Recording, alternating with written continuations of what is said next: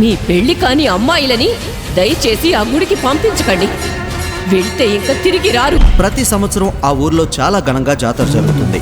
ఆ జాతరలో అత్యంత భక్తితో అమ్మవారిని పూజించిన అమ్మాయిల కోరికలను ఆ ఊరి దేవత నెరవేరుస్తుందనే నమ్మకం ఉంది.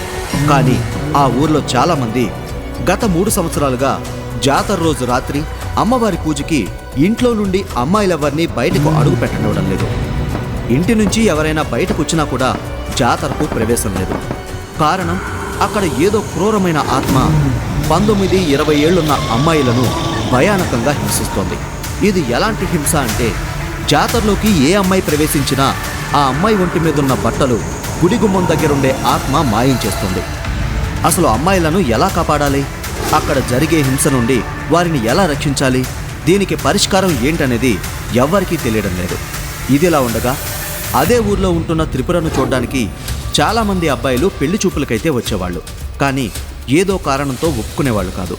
కొన్నాళ్లుగా ఆ ఊర్లోనే ఉంటున్న ఒక పెద్దావిడ త్రిపుర పెళ్లి జరగాలి అంటే ఆమె ఏం చేయాలి అనే సలహా ఇచ్చింది.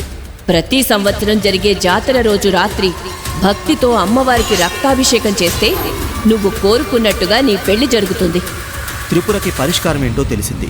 కానీ దానిని అమలు చేయడం ఎంత కష్టమనేది ఆమెకి నెమ్మదిగా అర్థమైంది.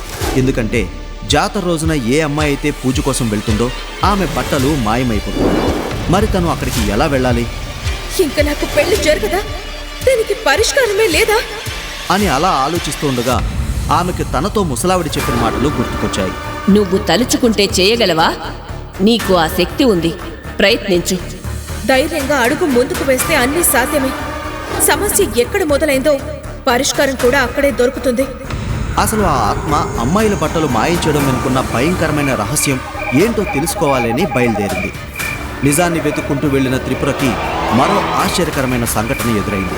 అదేంటంటే, ఆడపిల్లలందరి బట్టలు మాయించేస్తున్న ఆ ఆత్మ 200 ఏళ్లుగా ఆ రాజ్యాన్ని పాలిస్తున్న అందగత్తె అయిన మహారాణికి మాత్రం ఎటువంటి ఇబ్బంది కలిగించడం లేదు అని. అంతేకాక మహారాణి ఆరావళిని ఆలయంలోకి ప్రవేశించడానికి అనుమతిస్తోంది. ఇది తెలిసిన త్రిపురకి దీని వెనక ఏదో రహస్యం దాగుందన్న విషయం అర్థమైంది.